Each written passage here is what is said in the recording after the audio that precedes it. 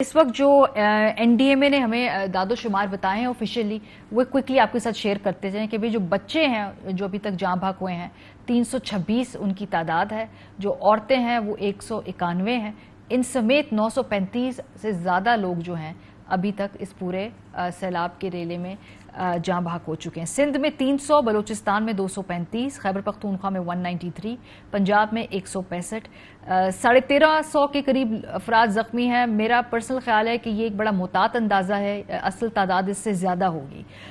7 लाख के करीब, बल्कि ऑलमोस्ट 8 लाख के करीब मवेशी इसमें अभी तक हलाक हो गए, यानी लोगों का लाइवलीहुड, उनका जो भी ज़िंदगी गुजारने का ज़रिया माश, वो भी एक अगर उनका जानवर चला जाए तो मुतासिर होता है। 6,70,000 से ज़्यादा मकानात मुतासिर हुए हैं। अब 25,000 रुपये में या वो उसमें जो रकम हुकूमत ने अनाउंस की उसमें कैसे बनेंगे, ये बहुत बड़ा एक सवाल है।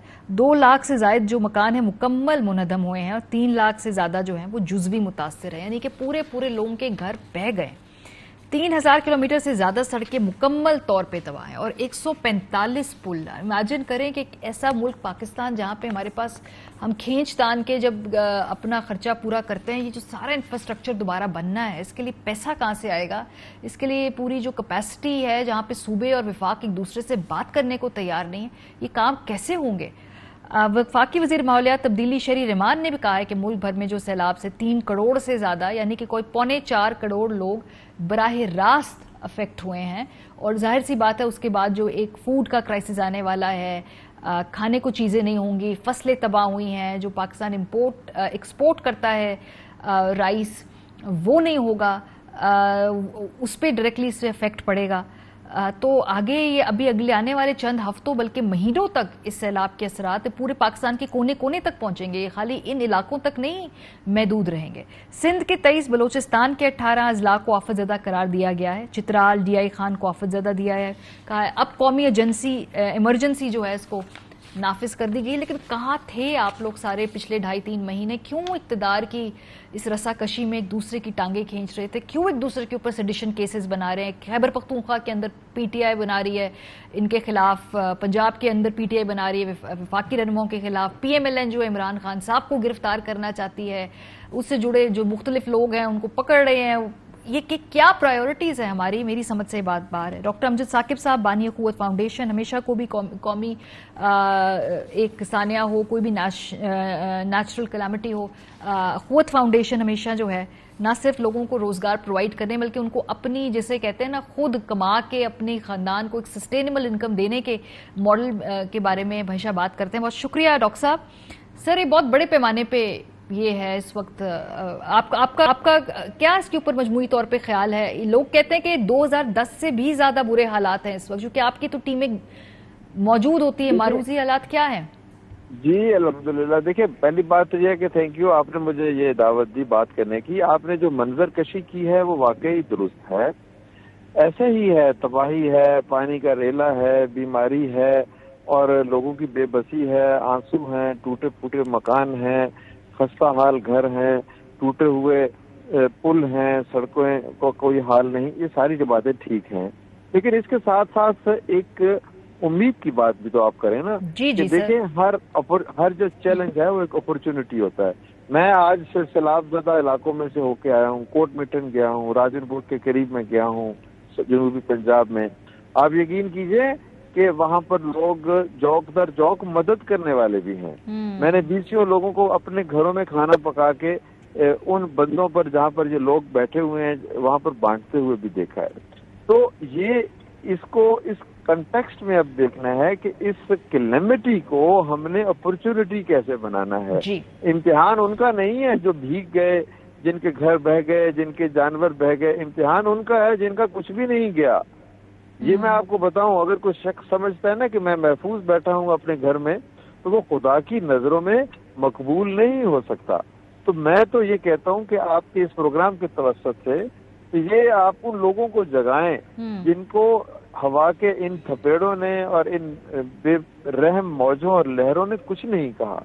उठे, 1 करोड़ लोग हैं, 22 करोड़ आबादी है, तो क्या हम 22 करोड़ लोग 1 करोड़ लोगों के आंसू नहीं पूछ सकते?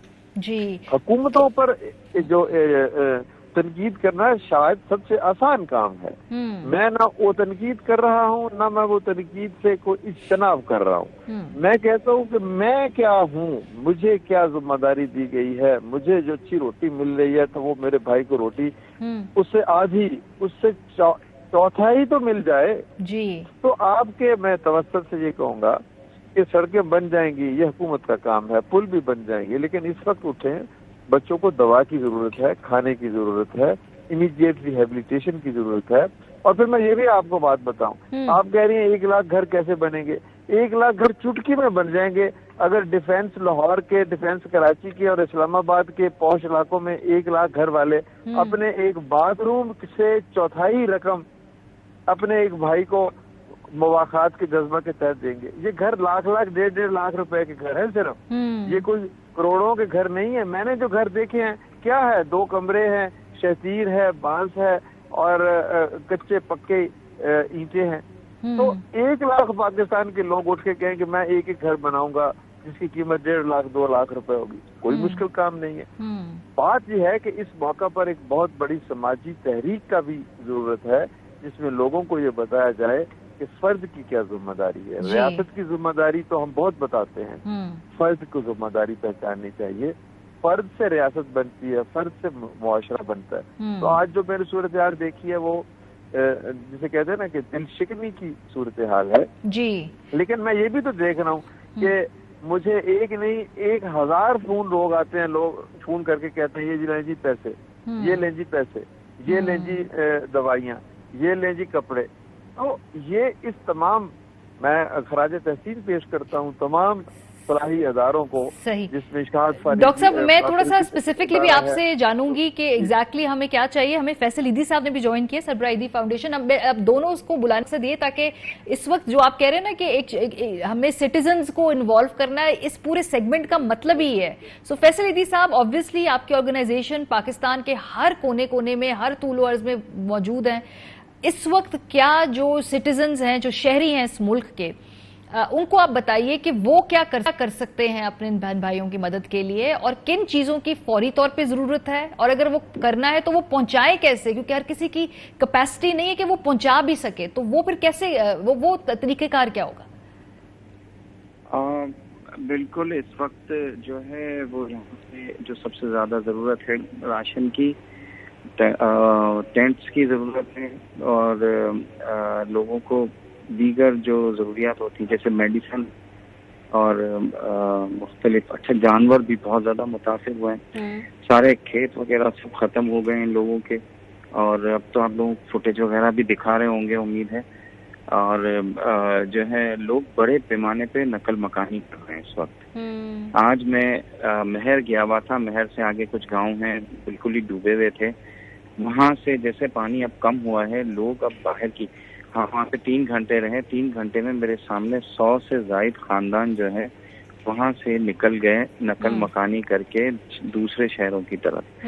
اور مجھے نہیں لگتا کہ وہ واپس اپنے گاؤں اگلے 1-1.5 مہینے میں بھی واپس آ سکیں گے، کیونکہ ساری فصلیں تباہ ہو چکی ہیں، ان کے گھر گر کے ٹوٹ چکے ہیں، اور مجھے ان کے ریسورسز جو بیچارے اپنے جو ڈوبے ہوئی چیزیں جو خراب تھیں وہ چھوڑ کے جو صحیح سلامت ہے ان کو رکشہ، یہ جو چنگچی رکشہ ہوتا ہے اس میں بیل گاڑی میں، گدھا گاڑی میں، اونٹ گاڑی میں یہ ڈال کے مختلف علاقوں کی طرف روانہ ہو رہے ہیں. صحیح. سو ایدھی صاحب پہ اس وقت ہم کیا چیزیں زیادہ چاہیے ہیں، کیونکہ میں یہ بھی سن رہی تھی کہ جو ٹینٹ ہے وہ بھی ریکوائرڈ ہے، لیکن دیکھیں نا اب ٹینٹوں کی قیمتیں بھی میں نے سنا ہے کہ بڑھا دی ہیں انہوں نے، جو پہلے 5000 کا مل رہا تھا وہ زیادہ مہنگا مل رہا ہے. جی بالکل، یہ تو انفارچونیٹلی ہمارے یہاں مسئلہ ہے کہ کچھ تاجر ہمارے جو ہے وہ اس موقع پہ لالچی ہو جاتے ہیں اور لوگوں کا فائدہ اٹھاتے ہیں. یہ کشمیر کے جو زلزلہ تھا ہم نے اس میں بھی دیکھا تھا، اور 2010 کا جو سیلاب تھا اس میں بھی دیکھا تھا کہ کچھ جو ہے وہ حضرات جو ہوتے ہیں مدد کے لیے آتے ہیں، اور بہت سارے حضرات جو ہیں وہ پیسہ کمانے میں لگ جاتے ہیں اور لوگوں کو بلیک میل کرتے ہیں.